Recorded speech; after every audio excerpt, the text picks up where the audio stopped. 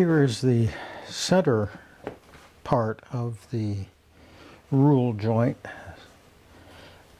I haven't yet cut the shape that of the final elliptical shape. I've left, you can see a line here which will finally get cut. This is the leaf, the drop leaf part that will fit over this part of the joint. Now this one is down pretty far. I've just used hand planes, various hand planes to do this work. Some wooden, some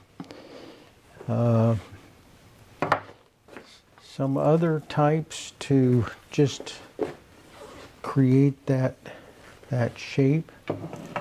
And I also have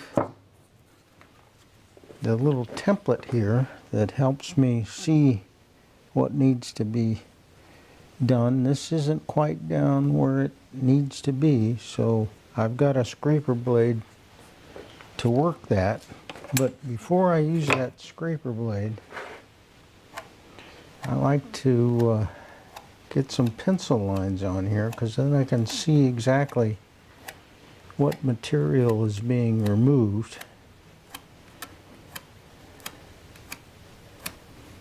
Something like that. And I know that this is a little bit fat in here, and you can see actually the line of that I need to go down to. So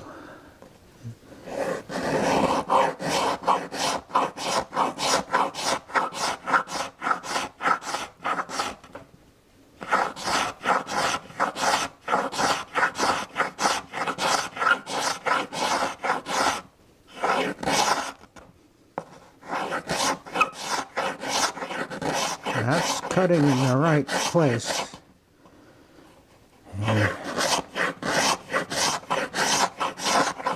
And making a difference. So that's starting to close up pretty good there.